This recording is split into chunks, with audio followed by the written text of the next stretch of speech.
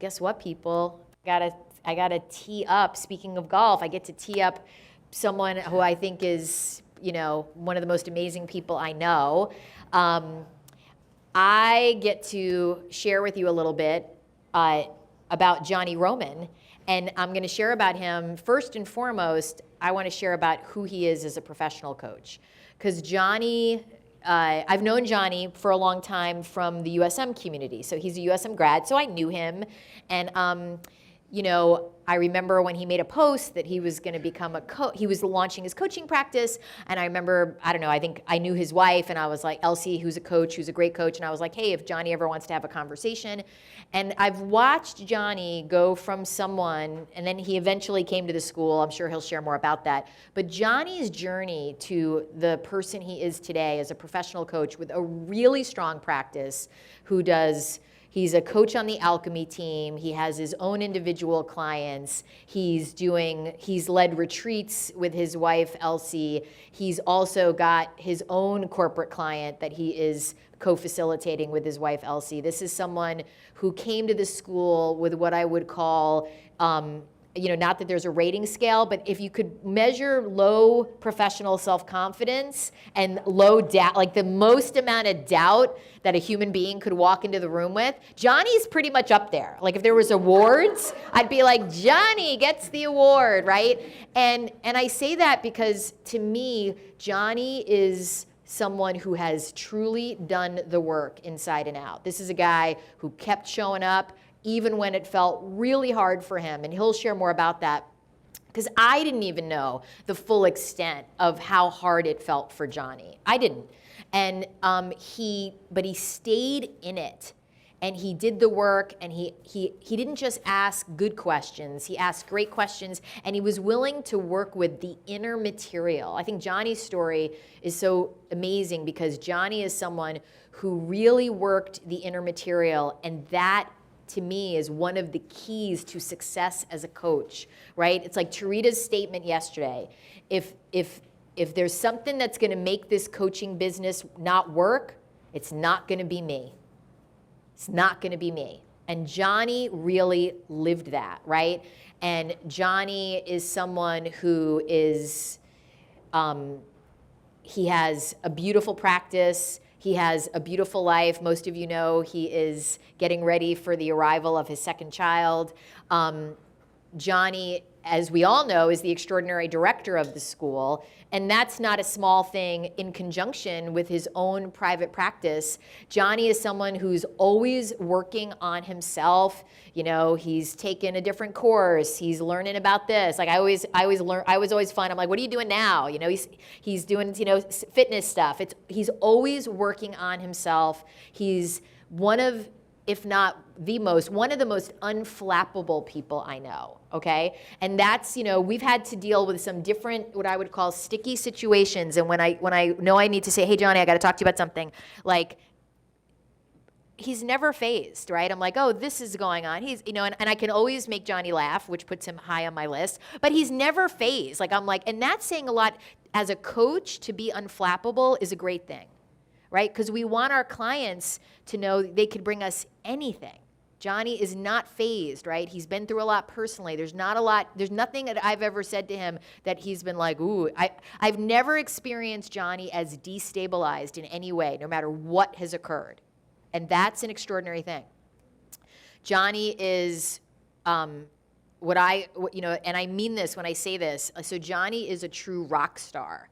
It's like if you read that book, I think it's in Radical Candor, that she talks about there's rock stars and there's superstars, right? And rock stars are like,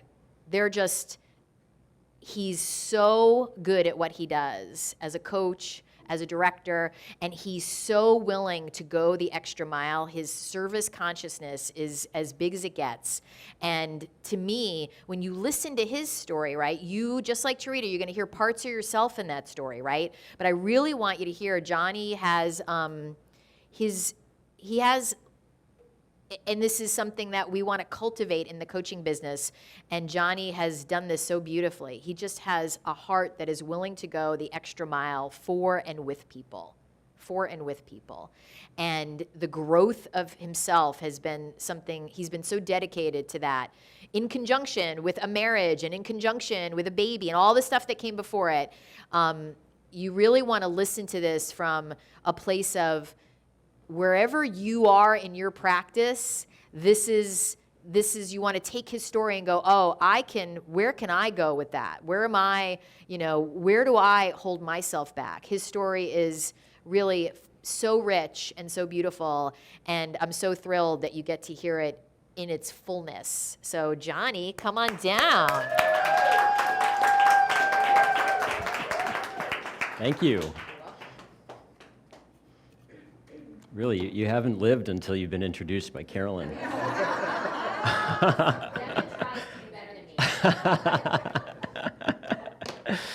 Hi, everyone. Nice to see you all. It's so different being in front of the room than in the back. I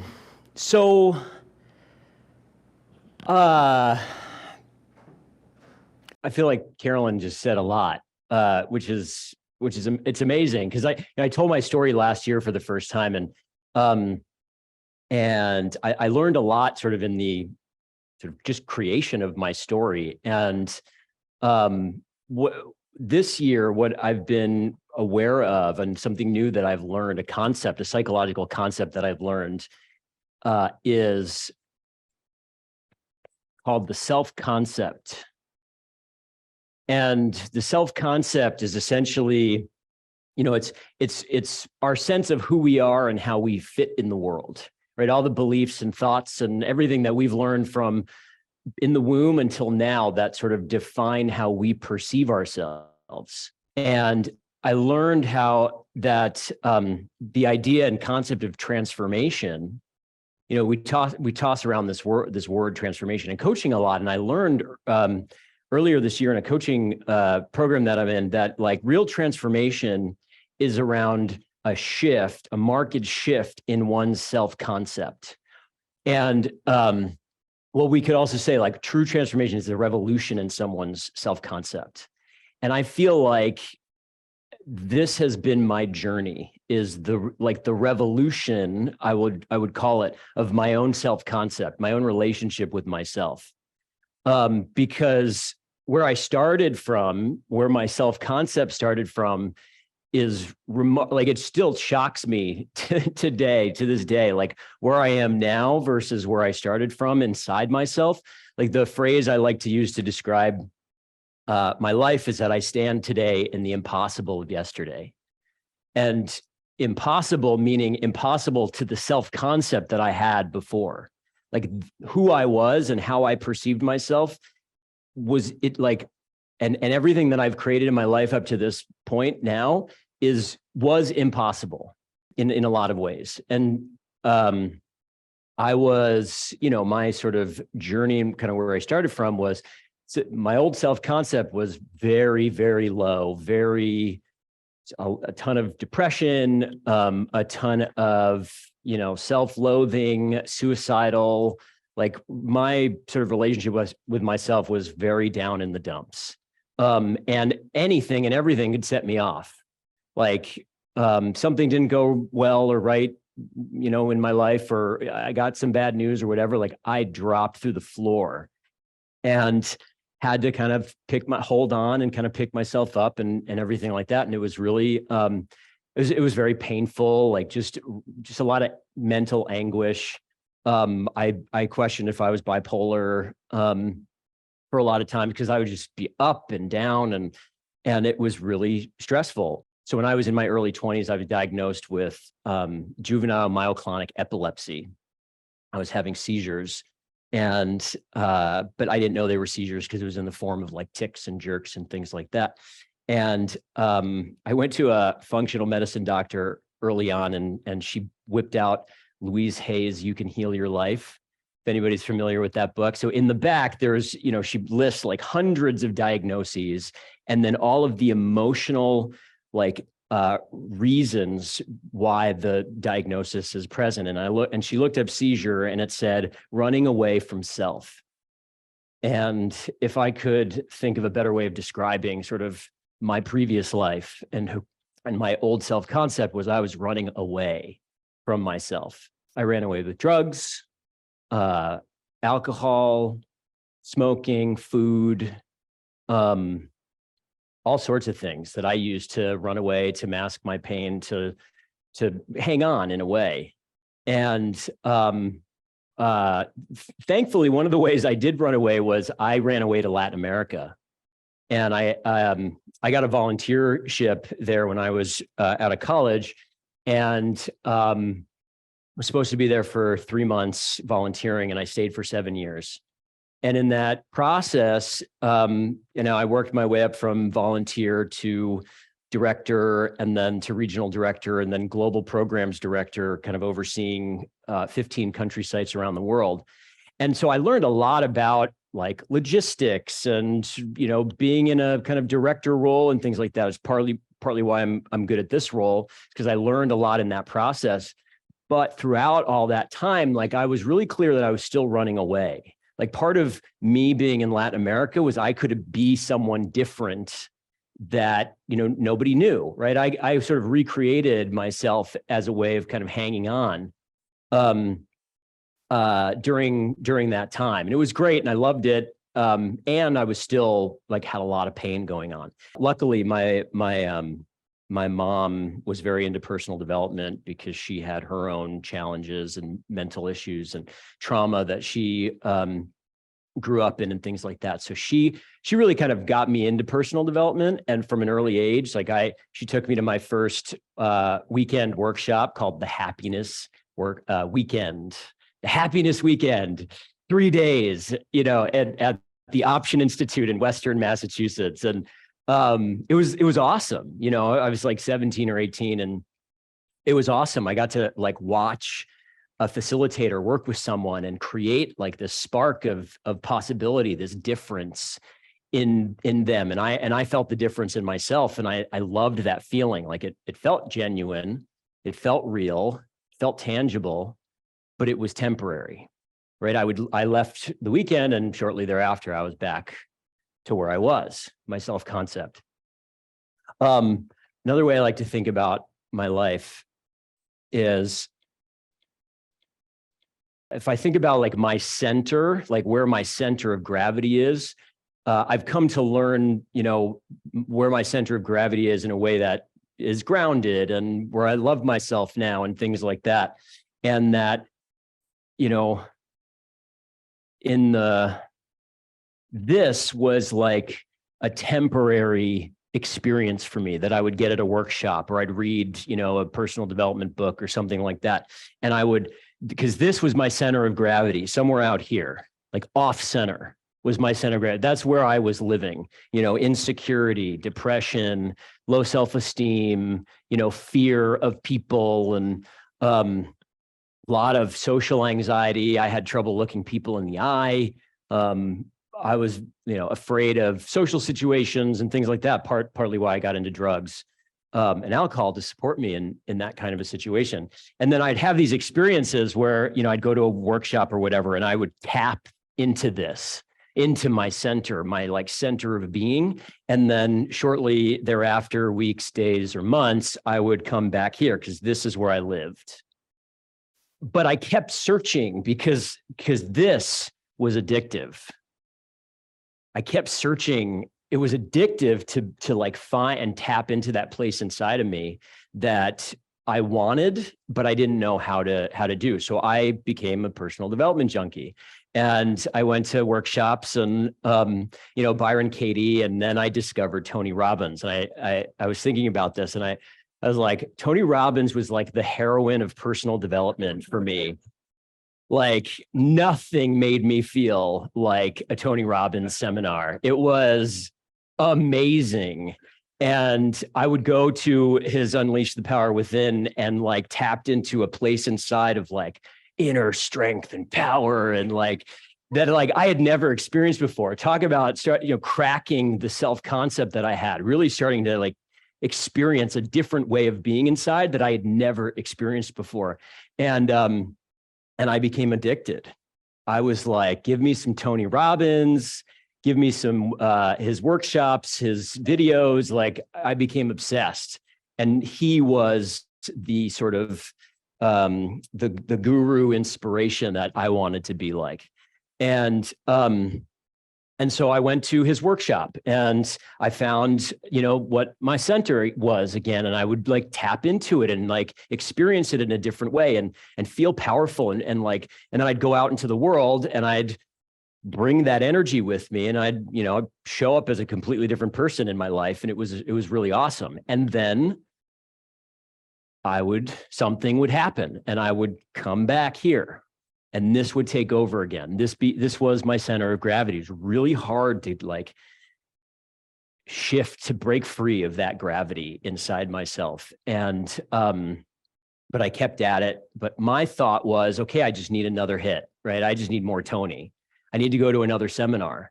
That was the solution. And I think I went to like 7 Unleash the Power Withins, and, I did his Date with Destiny a couple times, and Master University, like all of that, because I was super into it. And that was my introduction to coaching, was Tony Robbins, and like watching, like really like, because he talks about coaching and you can hire coaches and all of that. So that opened my eyes to not just like facilitating in a group, but like coaching, and watching him work with people at an event was like magic before my eyes.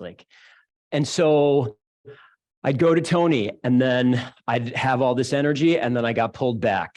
My self-concept, my like really like who I believed I was would kick into gear, because it was not who I was like on the Tony high, the post-event Tony high. It was little small self, me, depressed, like not worthy, all of that. Like that was the identity inside of myself that I kept getting pulled back into. I would say things really started to shift for me when I moved back from Latin America. And then my wife, who was my girlfriend at the time, discovered USM. She went to USM, University of Santa Monica, and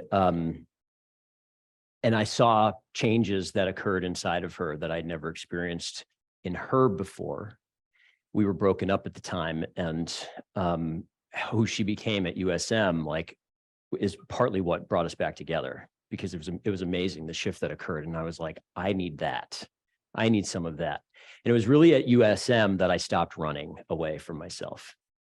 That was like the moment, or the start of me no longer running away, and really like facing my demons head on, diving deep into my shadow, really like not hiding from all the things that I was ashamed to look at, and all the things I hated about myself, that I was afraid of with myself, and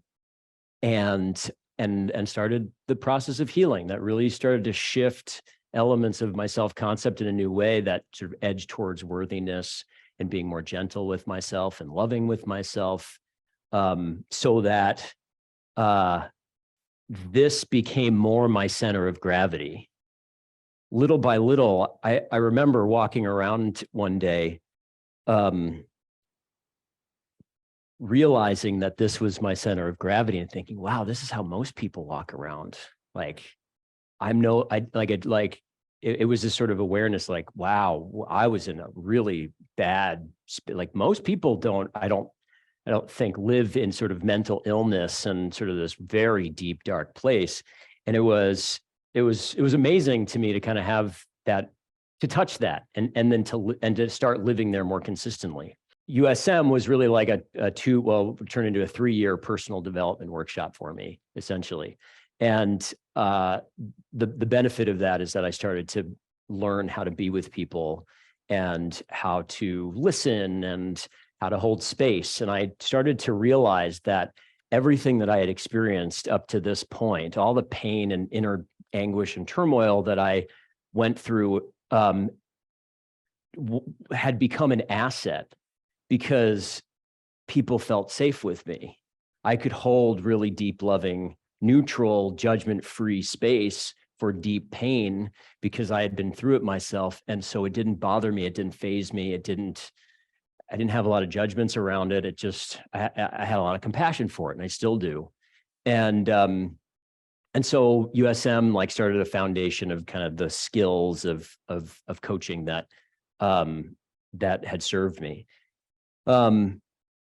Around that same time, my wife became a coach, having gone through USM. So then I started to see her kind of building her business, and she got connected with a coach named Brian Wetton, who taught similar kind of Steve Chandler-esque approaches to business building, service-based, kind of spiritually aligned approaches to business building from a coaching perspective. And that started to open my world up a little bit.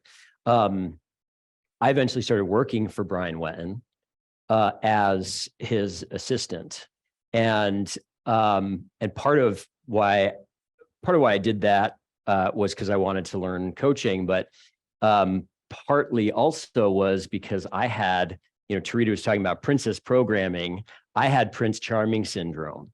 Men can have that too. I wanted someone else to save me.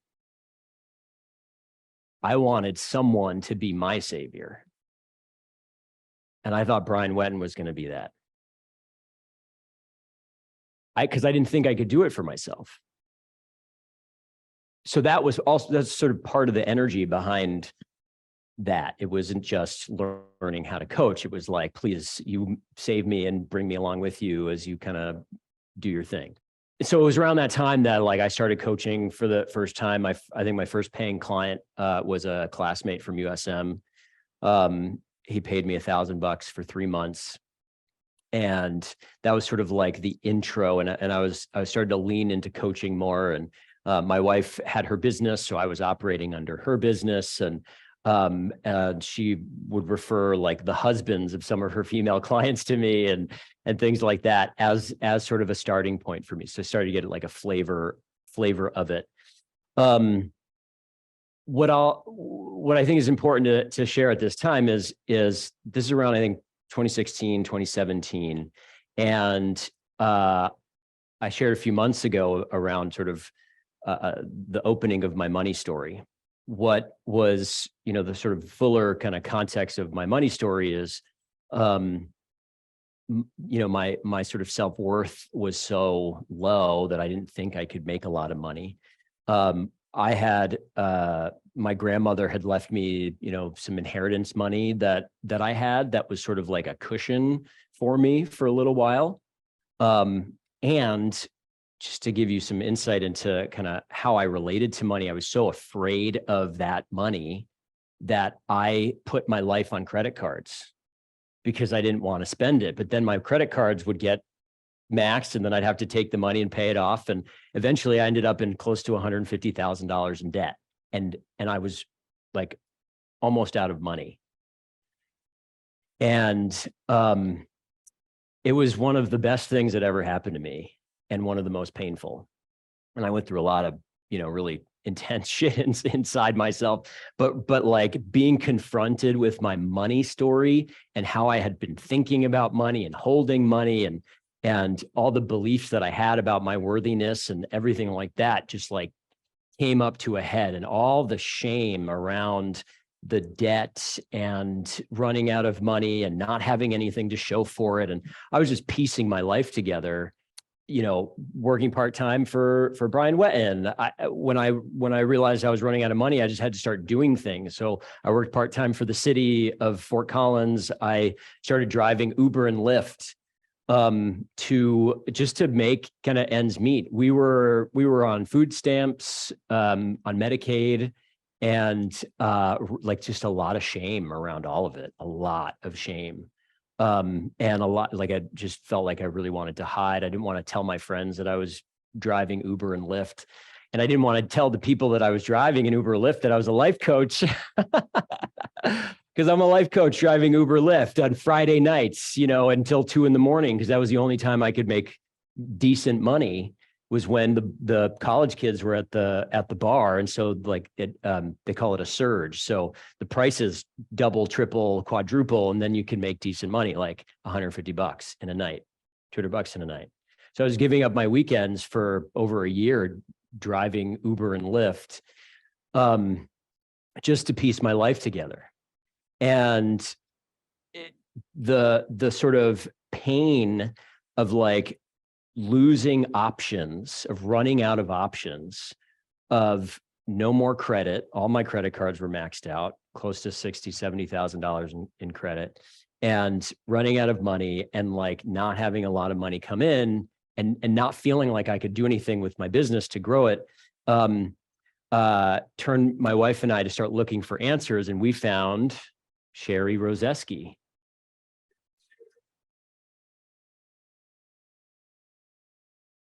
And Sherry changed our lives. Sherry completely revolutionized our entire money world. And she taught us how to have a budget, and how to think about money, and how to become really good stewards of our money, and how to think about like having, because we didn't have consistent paychecks. So, how do you manage all of, like, it was just, she just like helped us think about our money in just totally new ways that started the process of healing for us, and for me in particular. So, Sherry changed my and my wife's life. And I'm so grateful that she's here learning all the things that I learned that really supported my journey along the way. So all this is sort of the lead up into kind of, like, imagine all this energy that I'm bringing into my coaching business. We talk about bringing deficiencies and judgments and all of that into talking to people about coaching and trying to build a business from that place. Like, that was how I started my coaching business. It was not very successful at all. And it was, I was really tiptoeing around coaching and holding it in a very low place inside. That being said, I took a leap to, like, being under my wife's business umbrella did not work well for us. I don't recommend it. So I made that was sort of the impetus for me kind of stepping out and starting and launching my own business, which I did in 2018 which Carolyn started to talk about. I posted it on Facebook, and I got a bravo from Carolyn. And I didn't, I knew of her, but I didn't know much about her. And that was it. Like, I heard that, and then and I think you were in conversation with Elsie, I think, about the school. And Elsie was like, I don't think it's a fit for me right now. But she said, I saw your husband launched a coaching business. If he wants a conversation, let him know. Happy to give him one. And so I took her up on it, and I got in the call, and she served me for 90 minutes, really just like talked to me about my business, about who I had in the pipeline, about emails that I could send. And then at the end of 90 minutes, she said, can I share with you a little bit about the school, and ask for permission? And I was being polite because I had zero interest in school. And I said, sure. I said, sure. Yeah, no problem. And she told me about it. And I remember, because I wanted, the USM was having another program I was interested in. And I remember getting off the call and being like, I don't want to do the school, but I have to say that was really helpful. It was like interesting, to have someone to talk to about my business. I didn't feel alone for the first time in my entire, career up to that point, which wasn't super long or in depth, but still, it was like, I'm not alone. I have someone to talk to like, who's further along down the road, who's an expert in this, who can talk to me about my emails and give me some insight on like how to approach this. And I remember just having that spark of like, oh yeah, this could actually be really helpful. She gave me a second call, also helpful, and sort of opened my eyes to it a little bit more. But still, I wasn't interested. And bless her, she did not give up on me, even though she went away, even though I was like, yeah, just that's not for me right now. I really want this other program. And I have no idea how I'm even going to make this other program happen, because I didn't have any money. But she didn't give, she went away for a little bit, but then she came back and served me some more. And it was, I think that was in August, and I didn't say yes to the school until January. And she nurtured me that whole time. And it wasn't until January, where I got into this big fight with my wife, and she was like, you have to do something. Like, you can't just keep piecing your life together. I was making maybe 35, 40K. You can't this isn't working. And she's like, if you really want to be a coach, like, you have to, like, she's like, she basically said, I'm going to give you until April to figure this out. And then you got to find a job, essentially. And I was pissed. I was like, I was like mad at myself. I was mad at her. I was mad at sort of this like ultimatum that was sitting out there. Like, but I was really mad at myself because this had been driving my life. Even with all the healing that I had done, even with the self-love and everything that was starting to emerge in me, this was still in the driver's seat. My old self-concept was really in the driver's seat. And I went to a coffee shop and I was like, and I didn't know what to do. I was depressed. I was feeling suicidal in that moment, which I hadn't felt in a really long time. And I started looking for jobs. And all the ones I felt qualified for were about the same amount that I was piecing together in terms of income. And then I found this one that was a decent salary. I was like, I could probably do that. I could probably do that and probably be good at it.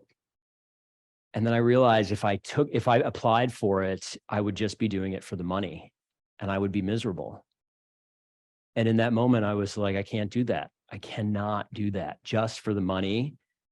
I have to keep pushing because I know I want coaching in some form. I know I want that to be my focus. And I went to bed that night, and the next morning I woke up at 5 a.m, which pre-kids was really early for me.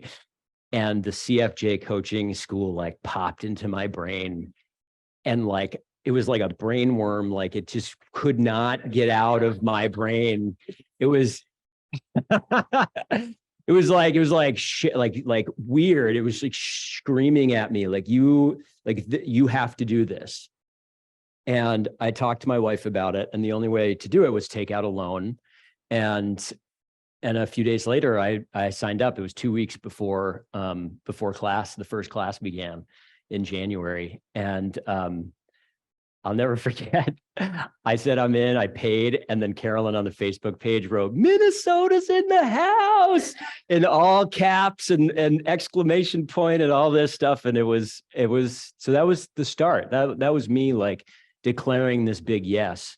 And I remember joining the first class on the first day and being like, oh my God, I'm so out of my league here. I think I made a mistake. They're talking about being a trusted source of transformation in your community. And I'm like, what community? I don't have a community. Like, I've been sort of hiding for all of my life, I don't have a community to tap into. And then they said something, Amber or Carolyn said something on either the first or second day. And she said, whenever you post on Facebook, anybody who comments or likes is part of your community. That's a potential person that you can serve. And this light bulb went off in my mind, like, oh, like, I haven't totally been hiding. I have been out in the world in different ways. Like, even I'm not nurturing or cultivating that, but there's still people out there that know me. And then I got excited because I saw possibility where up to that point I hadn't seen any possibility. And then I got really excited and I was in. And then I was like taking tons of notes, listening, and I would go home and I would teach my wife everything that I'd learned and share everything about all my notes, and I'd share with her the handouts. And I think it was February, we got the invitations handout, and I gave it to her, and she went out and crafted invitations and made like 40K in new business. So when it says paper gold on the invitations, that's my wife's quote. Because she turned around, used it without even being in the school, and made 30 or 40K just using that one skill. And throughout that first year, what occurred for me was I moved out of my social self and into my professional self. I really connected to what it meant to be a professional inside of myself. And it was a completely different way of relating to myself and my business. This started to shift even more. And I was talking about coaching all the time, and my wife was getting really annoyed because I wouldn't shut up about coaching and how like excited I was about it. Like I really started to kind of like deepen into the space inside of me of becoming a coach and treating it as a profession and treating myself as a professional. Like Stephen Pressfield talks about turning pro, right? Like that's what started to occur. It wasn't complete by any means. It just opened. It started to open up inside, and it was awesome. Some of the like really valuable things that I got that first year, one of the most was permission to get messy. Like this awareness that like I'm still early on in my journey, and I can give myself permission to get messy in this. And I'm not going to be perfect. I'm not going to get it right. I'm not going to nail it every time. And that permission was really valuable for me to get on the court and stay on the court. And believe me, it was not easy. Crafting invitations and things like that to people that I didn't think I had any business inviting to a coaching conversation was like, I felt it throughout my resistance throughout my entire body. There were times where I wouldn't get a response, and I'd use that as a weapon against myself. And I wanted to quit countless times throughout the journey, wanted to quit and sort of buy into all my thoughts and beliefs. But then I would think like, but is there anything else I'd rather do? And the answer was clear. It was no, there was nothing else I would rather do. Nothing else I wanted to sort of commit to and devote my energy and attention to. And so I kept going. I had to keep going. And my income tripled that first year. I went from 16K thereabouts to, I think it was 58 or 59K the first year. And I really started to like tap into this, like, oh, wow, this is possible. I can really make this happen. And the second year of the school I paid for with my own money that I had made from coaching. And I started to like challenge myself. I started to enroll for a men's retreat that I wanted to bring to Peru, which was a big dream of mine. And it was one of the most painful experiences I've ever had. Like I probably invited 100, I sent out like 100 invitations, and I got 2 people. And all of my shit was like coming up hard, all of my worthiness, all of my shame, all of it, like wanting to hide and curl into a ball and like just quit and et cetera, just was in full force. And I was on a group call that year, and Carolyn was like, it shouldn't be this hard internally inside. I don't know if you remember this, but she was like, it's like the way you're relating to it is so intense that have you considered antidepressants? Do you remember that? Yeah. And I was pissed. Because what I didn't say is for my epilepsy diagnosis, I was on meds for 15 years. And I hated being on meds, hated with a passion. I wanted to believe that there was another way. And you know, talk about a transformation of self-concept. I've been off epilepsy meds for 5-6 years without any symptoms. And I credit that to like my nervous system calming down, right? Like I wasn't in constant flight mode all the time. And so even though my last EEG has like, there's still epileptic activity occurring, like it doesn't manifest inside my body, which I'm very grateful for. You know, so I want to share all this because like, this was not an easy journey for me at all. One of my first coaching sessions with Carolyn, she said, "Johnny, this sounds like the Johnny Wah Wah show." I mean, it was a really accurate way of framing it. And Another thing she said to me when I was enrolling for, this was right before COVID that I was enrolling for my men's retreat. I could not have been happier for a pandemic because it meant I had to cancel my retreat and I had to stop enrolling. I was thrilled. Another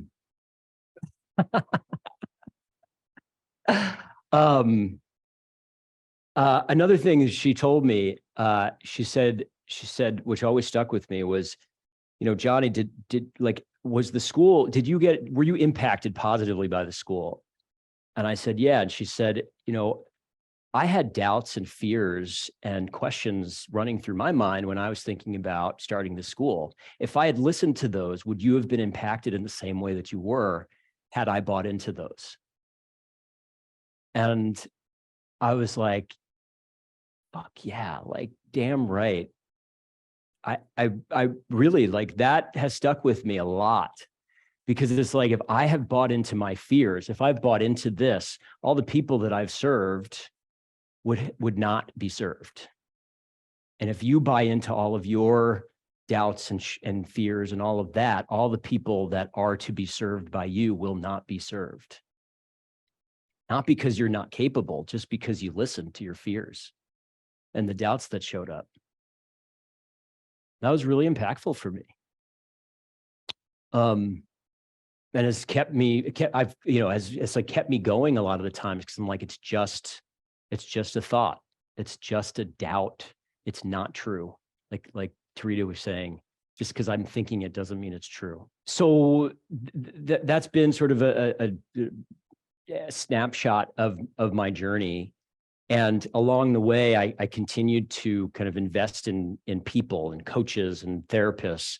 I was fortunate to meet a man who changed my life, Bernard. When I met him, he was 92 years old, World War II vet, retired Gestalt therapist, and the freest man I've ever met, like inside free. And I met him at the end of my USM career, and I said, I wrote him afterwards because he was so impactful. And I said, I don't know what you have, but I just know that I want it. Will you teach me? Will you, I don't even know what that looks like. And he came out of retirement for me. And I've been working with him for the past 7 years. In the first 5 or 6 years, we met twice a week, every week. He's 98 in August. Yeah, he's the most remarkable person I've ever met. And when I started, I was like, I don't know how I'm going to pay you. And he worked with me, and we made it work. And not only is he working with me, I brought him out of retirement. He's got a full roster. He's serving people constantly. It's amazing. He's got more energy than I do. He's amazing. So I continue to invest in people who believed in me before I could believe in me. And little by little, as I started to heal, I started to allow myself to believe their belief in me, because I couldn't believe in myself yet. And I started to open up to that a little bit more. And so people like Carolyn, like Bernard, my wife, Elsie, from, the beginning, she believed in me, long before anybody, way when I was stuck in my shit, deep in my shit, she still believed in me. Little by little, when I left the school, I joined a mastermind with my now coach. And I feel like I've sort of been in this journey of just looking for the next piece of nugget information, data that's going to support me in shifting this inside. And then I've discovered that my job, once this became my center of gravity, I started to become hyper aware of when I would come out here. So all of a sudden, now I'm starting, instead of this is where I lived, now this is where I live, and then something would happen, it would knock me off center. So my job was to do whatever I needed to do to get myself back to center. And that was the difference between Tony Robbins and USM. I was going to the seminar, and then I stopped doing the work outside of the seminar. And the game started to change when I started to do the work outside of the seminar, when I started to do my homework, when I started to hire a coach that I could talk to, or my therapist that I could bring my shit to. And this is how I'm feeling, like, help me find my way back, or freeform writing, or reading something, listening to something, et cetera, to kind of recenter myself so that the time I spent here got less and less and less. This used to be months, like months I was stuck here. And then it shortened to weeks and then days. And now it's very rare that I spend more than a few hours, or at most a couple days off center, because I've just learned to bring myself back as often or as quickly as I can in a lot of different ways. And, you know, this has shifted in such a way now with work with my coach and things like that, that it's a lot harder to get me here than it ever was. I mean, I would get here in a drop of, I mean, I lived here, right? So it's a lot harder now. So I've started to kind of like think about my life in the context of impossibility. You know, like I really feel like I'm standing in today in the impossible of yesterday. And I started to sort of adopt that as a context and a way of thinking about myself and my life, and look at all the impossible things that I've done, because I think it's really amazing.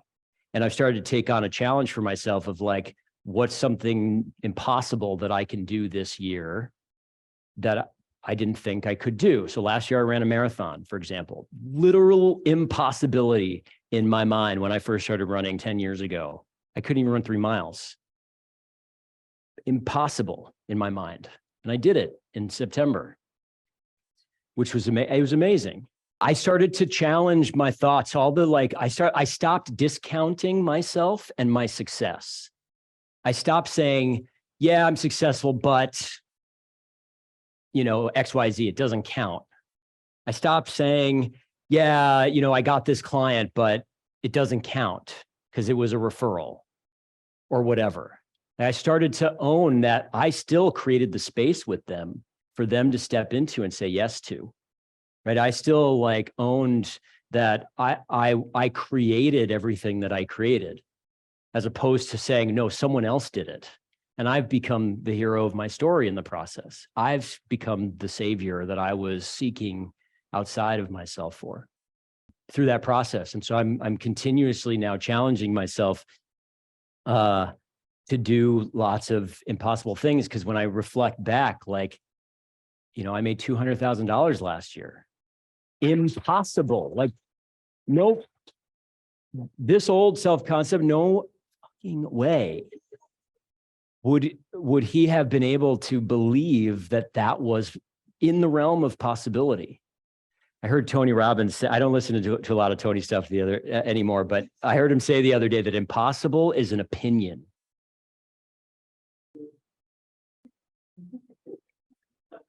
And it is good, right? It's good. It's good. It's an opinion. And it was this self-concept's opinion. It was not my opinion. It was my old self-concept's opinion.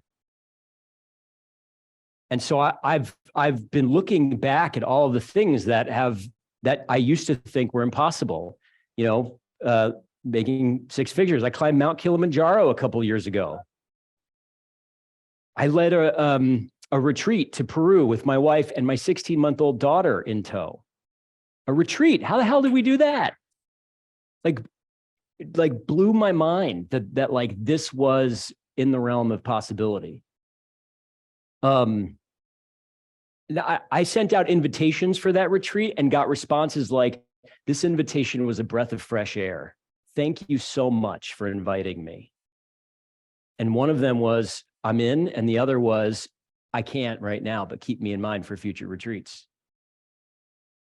But it was still a breath of fresh air for her. That was impossible when I first started. Like, I work in corporate now. What business did I have working in corporate?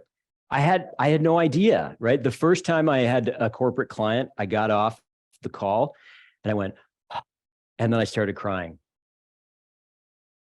because I just didn't believe it. I did not believe it. Now I'm facilitating a workshop with two senior leadership teams I'm working with right now in a corporate context. It's like, it's an opinion.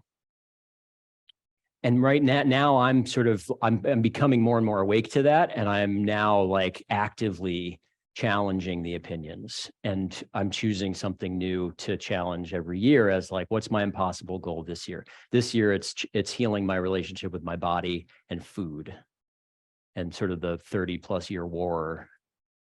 I say war because Sandy said last month, my war with food ended 12 years ago. And I was like, mine hasn't yet.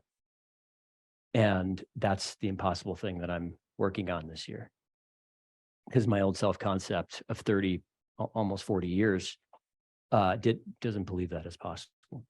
Like, I want you to, I think I really want you to hear, one, that like my journey has not been easy and still is not easy. I still have fears and doubts and all this stuff come up. Alchemy invited me to do an in-person workshop at Univision in October. And I said yes, but I was terrified. And for a month leading up to it, I was sick to my stomach. Every part of me wanted to run away, wanted to cancel. Every part of me. I was terrified. But I've also taken to challenging myself to say yes before I'm ready, and to dive in, because I know that my growth lives on the other side of those feelings. The feelings that are like, hell no, like you can't do this. You're not capable. You're not big enough. You're not smart enough. You're not a good enough coach. All of that stuff. That stuff still lives in me very well, not as strong, not nearly strong, but it's like, it's still there, still shows up, right? It still shows up. I still get off center. My job is to bring myself back. Let's give Johnny a big, big, big. Thank you.